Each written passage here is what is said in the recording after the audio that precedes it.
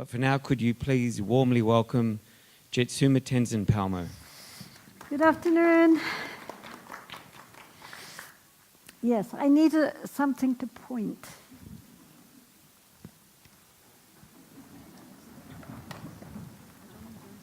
They've all got a postcard. Yes, I know, but I need to point here so they'll know where to look on the postcard. 1 o'clock, 2 o'clock, 3 o'clock. Oh, but I'm right in the middle at the moment. Can I have a... Anyway. Okay, so is there anybody here who is not familiar with this diagram? Who's never seen it before and said, what the hell is that? Okay.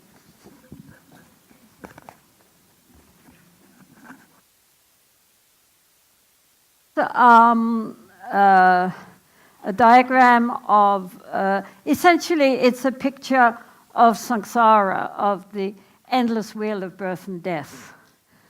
And now traditionally, if you go to any Tibetan monastery, it is usually portrayed on the outside wall as you go in at the entrance, or in our nunnery, it's on the inside wall of the entrance. And yes.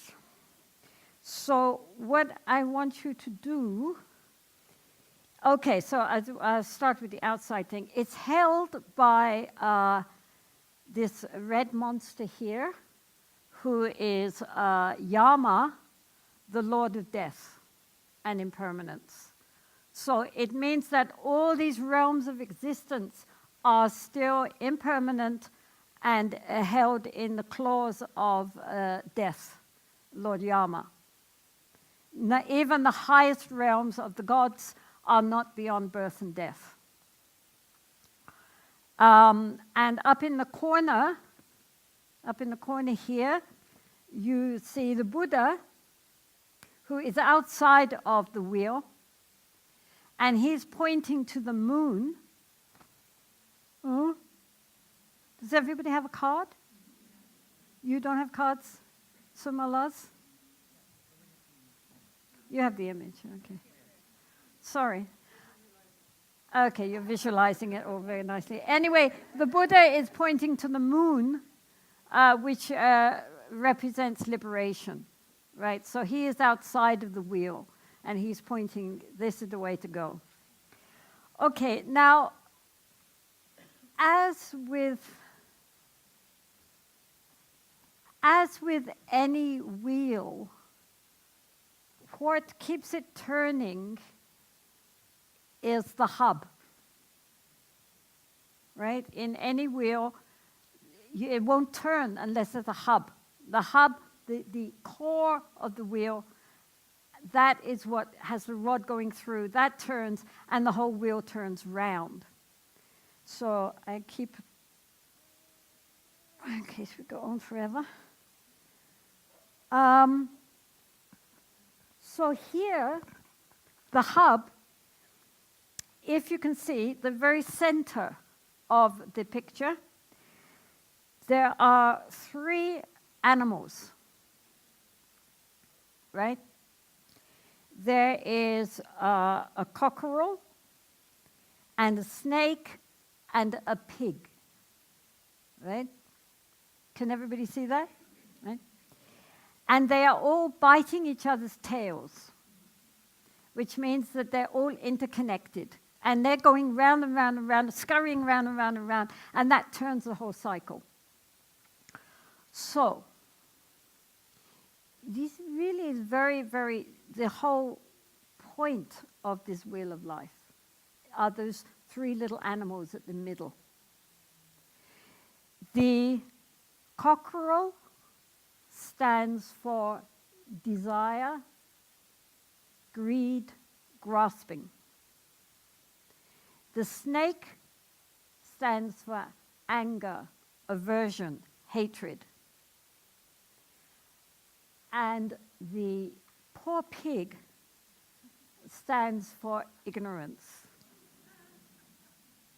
Very unfair to pigs, but there we go. So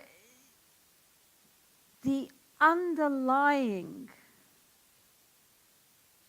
point of departure is that pig. Ignorance in Buddhism does not mean not knowing the capital of Guatemala or being up on the latest in quantum physics. It means not knowing how things really are, being caught in our conceptual thinking, dualistic mind of subject and object, and not recognizing the way things really exist, because our minds naturally reify everything. That means that we make everything into separate individual things. And then we either like those things or do not like those things. So the pig is the beginning.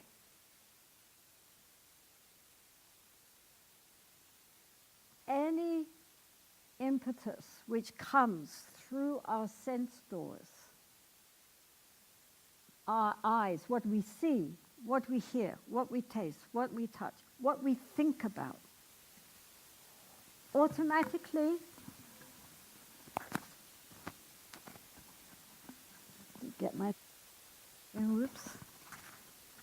automatically we have the reaction of liking it or disliking it or being indifferent to it. This is very important. Normally this moment of reaction is so fast that we don't even notice it. And this is one of the practices for learning how to be mindful, is to become more and more conscious of how all the input which comes through the senses either is pleasant or unpleasant or neutral. And in that self, that doesn't matter. That's fine. But then, if we are not aware of that initial impulse to liking it, disliking it, or ignoring it, which are these three animals, right? Then, if it's pleasant, we reach out and want to grasp it and hold on. If it displeases us, we feel irritated, annoyed. Oh, it's a sound, I don't like that, and feeling annoyed and irritated and angry. Or else we're indifferent. And if we stay too indifferent to everything, in that kind of indifference, it's a kind of apathy. It's not an equanimity. It's just a kind of dullness. So right from the start, right every moment to moment to moment, we actually are experiencing pleasure, pain, or indifference, even as you're sitting there. You sit there and, oh yeah, this is a nice seat, it's very comfortable. But then after a while, it's not comfortable anymore, so you start moving, right? Why? We do it automatically, but if you're looking, the body is saying, this is discomfort, I don't like it, I want to change it, right? And so moment to moment to moment in our life, we are doing this, and mostly unconsciously. And so it dominates us. Some people are more inclined towards, liking things and being pleasant. Some people are more towards finding things annoying and irritating and frustrating. But all of it are these root poisons of the mind, which if we see it at the moment of arising as pleasure, displeasure, or neutral, it doesn't harm us. There's no problem. We don't have to follow it. But if we ignore that initial impulse, then we find our mind and then later our speech and our actions going along following these impure impulses. Do you understand? I mean, this is very important because this is the very reason why the wheel is going round. And it's the reason why mindfulness is so important. What are we mindful of? Essentially, we are mindful of our mind. And not just when we're sitting nicely, but during all the time when all this input is coming towards us to watch, to be clear what comes up in the mind when it comes up. And then we don't necessarily have to follow it out. If we are aware, then we can just notice. And if we notice, then we are in control. If we don't notice, and we just follow along with our impulses of pleasure, pain, or indifference, then we are out of control. Do you understand? This is very important because it's the very thing which keeps the wheel going round. And it's right at the very start, before anything else. Before the conceptual mind gets busy, there's that moment of clarity. And then the conceptual mind catches on to it. And if it's something nice, then it wants more. If it's something it doesn't like, then it wants to get rid of it and feels, aversion or annoyance. Or else it just is dull and doesn't care one way or the other. So that moment, as it comes, and it's every moment, it's not some special moment. It's moment by moment by moment by moment. Either we are aware or we're not aware. And if we're not aware, then we're just swept along by our conceptual mind, which is often dominated by these three poisons.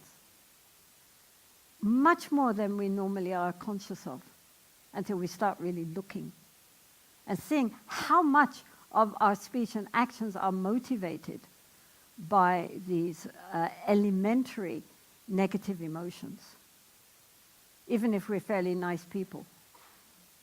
I mean, it doesn't mean we have to be in rages every moment or jumping on people filled with lust. It can be very subtle, but nonetheless, it guides and motivates so much of what we do, unless the only thing which can overcome it is not suppression, but awareness. Being conscious. What's actually going on here? Moment to moment.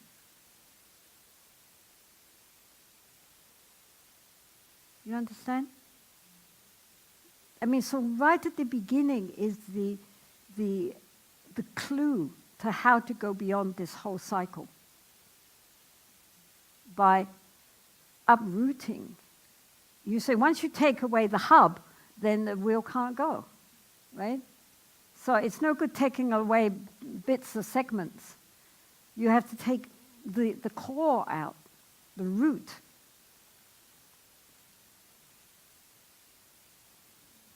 So everything which comes after that is based on what is there at the very center. And that is with us, moment to moment to moment to moment. And that's what we've got to wake up and be conscious of. How it all works, how it all fits together.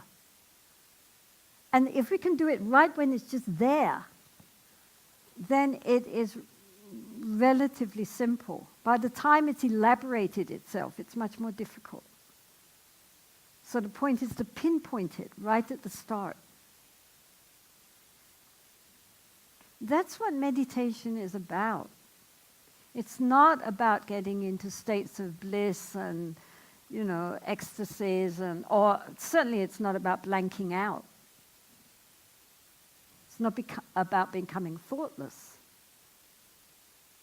It's about developing the clarity of the mind so that we can see how much we are imprisoned in our conceptual mind and how we are not our conceptual mind. Most people identify with their thinking and our feelings, our emotions, which are very interconnected with our thinking. And so, what are we thinking? We are thinking in the past. We are remembering things. We are, I remember when I was a child. I remember when did this. I remember when I did that. We're thinking up in the past, comparing things, regretting and rejoicing. Or we're planning for the future. What will I do next? What's happening, the rest of my life when I get old? What's happening next week? What's happening tomorrow? What's happening, next minute? But all that is just thought. It doesn't exist. The past is gone, the future hasn't come. That's all just thinking. The only time we have, as everybody knows, but we don't believe it, is right now. But even now is not now, because the moment I say now, it's gone.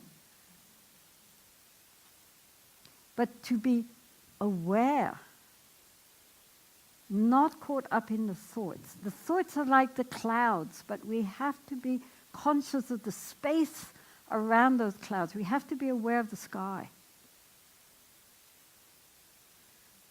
This is why, genuinely why people should be meditating, is to become aware of the space instead of the sky, all those clouds. All that thinking. There's nothing wrong with thinking. I mean, thinking is a great skill. But if we cannot stop thinking, then we're in trouble. We should use the tool when we need it, but it shouldn't be on the whole time. Television can sometimes be very interesting, but if we can't turn the set off, and it's blaring endlessly, and you know the kind of stuff it shows on television, well, it's nothing compared with the stuff it shows in your mind. And all the reruns.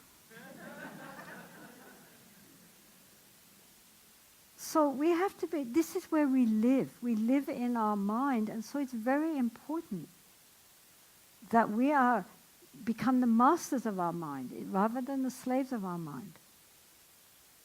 So in Buddhism, basically, it's all schools of Buddhism are dealing with how to recognize the negative emotions in our lives, especially our greed, hatred, and delusion, and how to either uproot or transform these negative emotions which dominate so much of our lives, so that we become the masters of our destiny instead of the slaves of our destiny.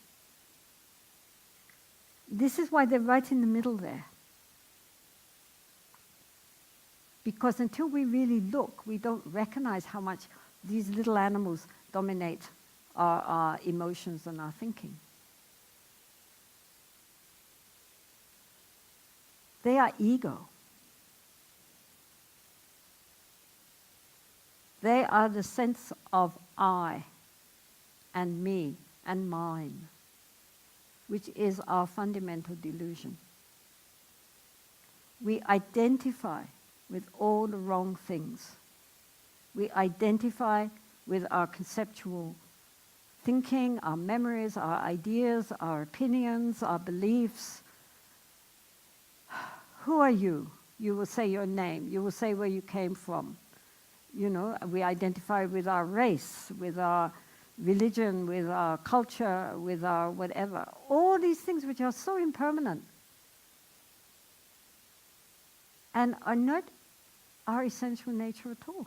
I mean, yes, they're very useful in a functional way, but they are not our true nature. And as long as we are dominated by all our negative instincts, we suffer. We suffer and we cause suffering to everybody else. I mean, why is the planet being wrecked? It's because it's controlled by people with uncontrolled minds. I mean, that's the fact of the matter. It's dominated by people who themselves are dominated by greed, anger, and total delusion. And so then they project that out and destroy the very planet they live on. And we're all, agreeing to that by our lifestyles. So therefore, these little animals in the middle are the essence of the whole problem. This is what I try to say. Don't ignore those little animals. they are where all this other stuff comes from.